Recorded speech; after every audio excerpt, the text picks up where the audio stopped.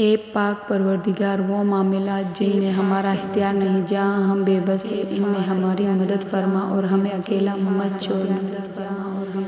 ترجمہ: اور عنقریب تمہارا رب تمہیں اتنا دے گا کہ تم خوش ہو جاؤ گے، انشاءاللہ۔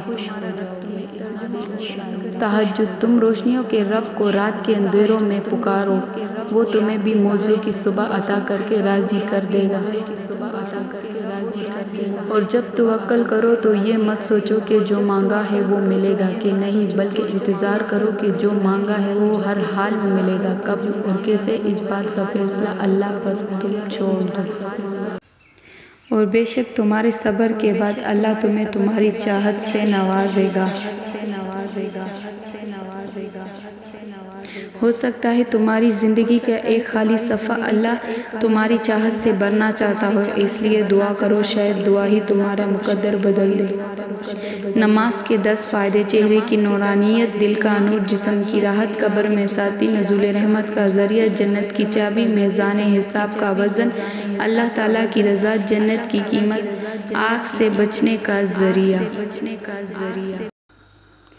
جہاں نماز پڑھو اس جگہ تھوڑی دیر بیٹھ جاؤ تاکہ بدن کے تمام حصوں میں سکون پیدا ہو جائے، پھر نماز کے لیے کھڑے ہو جاؤ، اس طرح کہ یہ خیال کرو کہ کعبہ تمہارے سامنے، پلسرات تمہارے پاؤں کے نیچے، جنت تمہارے سیدھے ہاتھ کی طرف اور جہنم تمہاری الٹی ہاتھ کی طرف، اور موت کا فرشتہ تمہارے پیچھے کھڑا ہے، اور سمجھو کہ یہ تمہاری آخری نماز ہے۔ فضول خیالات سے نجات ملے گی۔ اللہ نیکی کی بات پھیلانے والے کو جزائے خیر عطا فرماتا ہے۔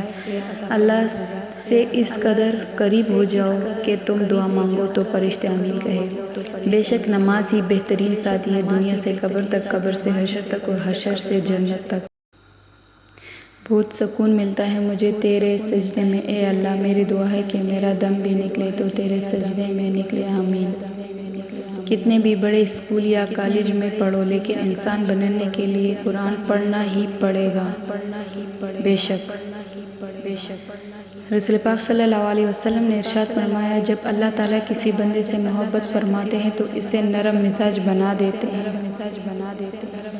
یا رب وہ صبر عطا کر جس کے بعد کبھی حوصلہ نہ ٹوٹے، وہ رحمت عطا کر جو ہمیشہ جاری رہے، وہ راستہ دکھا جو تیری طرف جاتا ہو، وہ کامیابی عطا کر جو تکبر سے پاک ہو، وہ رزق عطا کر جس میں برکت ہو۔ اللہ تعالیٰ ہم سب کو ناگہانی آفتوں سے بچائے، آمین یا رب العالمین۔ چینل کو لائک، شیئر اینڈ سبسکرائب ضرور کریں۔ شکریہ۔